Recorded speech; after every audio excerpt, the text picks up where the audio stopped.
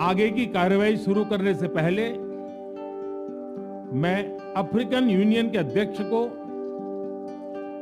G20 के स्थायी सदस्य के रूप में अपना स्थान ग्रहण करने के लिए आमंत्रित करता हूं।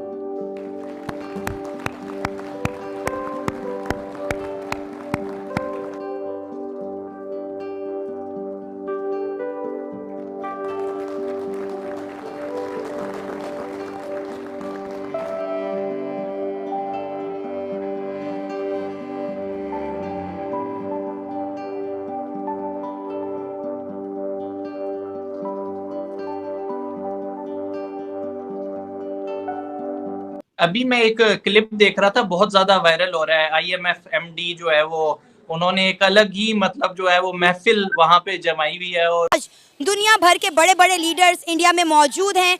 फ्यूचर से बात करेंगे, हाल पे बात करेंगे, बहुत सारे गोल्स पर बात होगी, बहुत सारी अचीवमेंट के लिए प्लान्स किए जाएंगे। और पाकिस्तान, आपको नहीं लगता कि कहीं ना कहीं आइसोलेट होकर रह गया? अभी मैं आपको 10 मिनट पहले की एक बात बताऊंगी तो मतलब पूरा पाकिस्तान हिल जाएगा। ठीक है, अब भी अल्हम्दुलिल्लाह हम दिफाई तौर पे इंडिया से बहुत आगे हैं और एक दिन होगा कि इंडिया पाकिस्तान का हिस्सा होगा। सीधी सी बात है, हमने तो अभी बहुत लंबी तैयारियां की हुई हैं।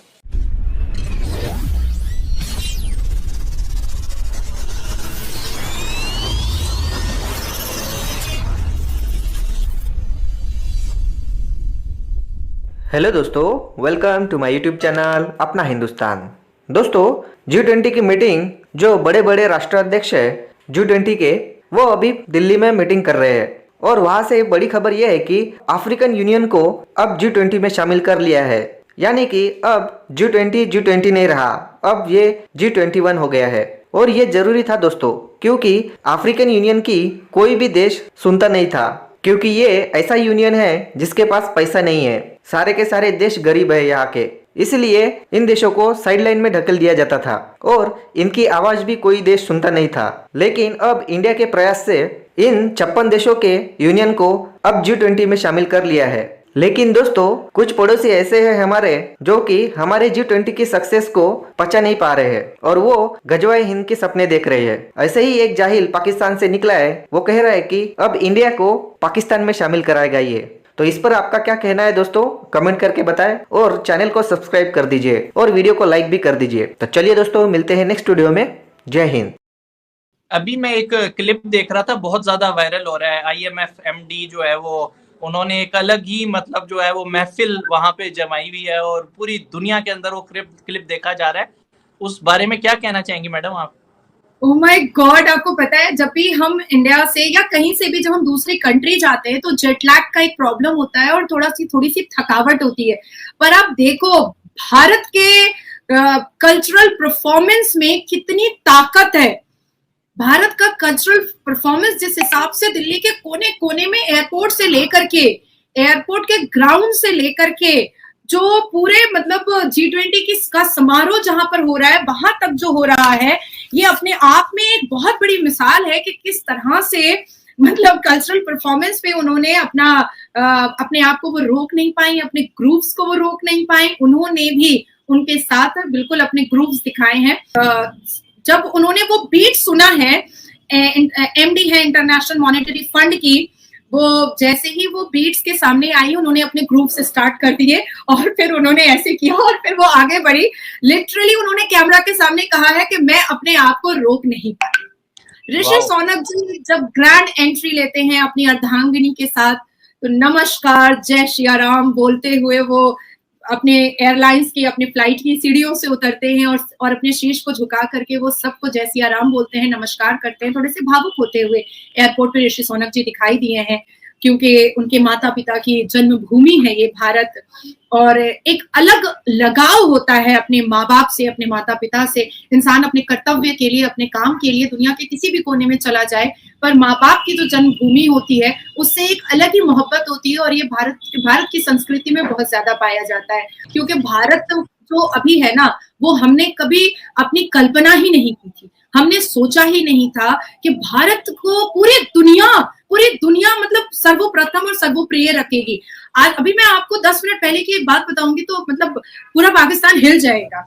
अमेरिका के फॉरेन प्लीज अमेरिका के फॉरेन मिनिस्ट्री के अंडर में जो स्पोक पर्सन है मार्गरेट मैकलाउड, वो अभी इंडिया के सारे चैनल्स पर बैठ रही हैं और वो यहाँ पर G20 की समिट को अटेंड करने के लिए उन्होंने हिंदी सीखी है और वो सारे नेशनल चैनल पर बैठ करके हिंदी में बातें कर रही हैं, हिंदी में प्रॉपर हिंदी में बातें कर रही हैं। उन्होंने अपने एक्सपीरियंस को बताया है कि लास्ट इस समिट को 15th समिट है G20 का, इस G20 की समिट को अटेंड करने के लिए वो लास्ट 6 महीने से प्रैक्टिस कर रही थी हिंदी बोलने के लिए और इतनी खूबसूरत हिंदी बोल रही है वो कि मतलब सबकी आंखें मतलब दंग रह गई है कि वाकई में आज हमारे संस्कार और हमारी मातृभाषा, आज हमारे भारत की मातृभाषा को लोग सीखना चाह रहे हैं। आज हमारे सनातनी धर्म के जो हमारे कल्चर हैं उसको लोग अडैप्ट करना चाह रहे हैं, उससे लोग आकर्षित हो रहे हैं।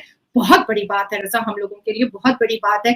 सर, इस वक्त दुनिया की 20 बड़ी इकॉनमीज इंडिया पहुंच चुकी हैं, दुनिया के लीडर्स इंडिया पहुंच चुके हैं, G20 मीटिंग इंडिया में होने जा रही है। क्या कहेंगे इंडिया की फॉरेन पॉलिसीज के हवाले से कि आज दुनिया भर के बड़े बड़े लीडर्स इंडिया में मौजूद हैं? फ्यूचर से बात करेंगे, हाल पे बात करेंगे, बहुत सारे गोल्स पर बात होगी, बहुत सारी अचीवमेंट के लिए प्लान्स किए जाएंगे और पाकिस्तान आपको नहीं लगता कि कहीं ना कहीं आइसोलेट होकर रह गया? सिंपल सी बात है मेरी बहन, इंडिया से पहले हम भी बहुत अच्छे थे। ठीक है। इंडिया की करेंसी लो थी, इंडिया के मसाइल ज़्यादा थे हमसे। इसमें सिंपल मिसाल है कि हमारे हुक्मरान कुछ अच्छे नहीं आए, इस वजह से हम पीछे रह गए हैं और इंशाल्लाह कुछ ज़्यादा दूर नहीं है वो दिन के हम इंडिया से बहुत आगे जाएंगे।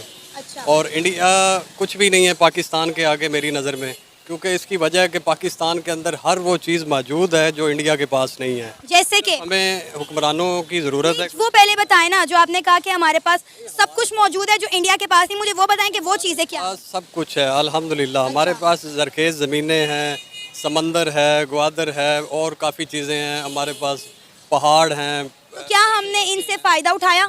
इनसे फ़ायदा नहीं ना उठाया। वही तो मैं कह रहा हूँ कि कुछ अरसा आप पीछे चले जाएं तो हम इंडिया से बहुत आगे थे। ठीक है, अब भी अल्हम्दुलिल्लाह हम दिफाई तौर पे इंडिया से बहुत आगे हैं और एक दिन होगा कि इंडिया पाकिस्तान का हिस्सा होगा। सीधी सी बात है। हमने तो अभी बहुत लंबी तैयारियां की हुई हैं। इंडिया पाकिस्तान का हिस्सा होगा? अल्हम्दुलिल्लाह होगा। वो नहीं, वो कब और कैसे होगा? हमने गज़वा हिंद भी लड़नी है। अच्छा। ये हमारे बड़ों ने भी बताया हमें और एक दिन होगा और इंडिया पाकिस्तान का हिस्सा होगा। ये आपको कन्फर्म बता रहा हूँ और इंशाल्लाह होगा। ये तरक्की वाला काम तो बाद में ना, हम तो इंडिया का हिस्सा बनना जा रहे हैं। सर, हमारे मुल्क में खाने के लाले पड़े हुए हैं, अवाम पाकिस्तान छोड़ छोड़ के भाग रही है। आप किस माइंड ऑफ स्टेट से ये बातें कर रहे हैं, मुझे तो समझ ही नहीं आ रहा। आप सेंसेस में हैं, आप जो बातें कर रहे हैं, आपको पता आप क्या बातें कर रहे हैं? बिल्कुल सही बात कर रहा हूँ अल्हम्दुलिल्लाह, मैं अपने होशो-हवास में हूँ। हम लग नहीं रहा ना मुझे। एक दिन इंडिया पाकिस्तान का हिस्सा होगा। कैसे होगा ना, मुझे बताएं तो सही। जो इकॉनमिक्स की बात कर रहे हैं या ये चीज़ें, ये बहुत छोटी चीज़ें हैं। हमारे मुल्क से प्यार करने वाले बहुत हैं, सिर्फ कुछ हुक्मरानों की वजह से हम पीछे रह गए। दुनिया में आपका कोई इंटरनेशनल लीडर आना नहीं चाहता। मुझे आप बताएं, पिछले दिनों सऊदीया के एक प्रिंस ने आना था, उसने आने से इनकार कर दिया। इस वक्त यूके के प्रेसिडेंट, अमेरिका के प्रेसिडेंट, रशिया के सब इंडिया के अंदर मौजूद हैं। IMF के MD इंडिया के अंदर बैठे हुए हैं। आप मतलब मुझे समझ नहीं आ रहा कि हमारे पाकिस्तानी कब बाशाऊर होंगे, कब अकल आएगी? हमें किसी से कोई लेना देना नहीं है। हम अल्हम्दुलिल्लाह बाशऊर हैं, हमें अकल भी है।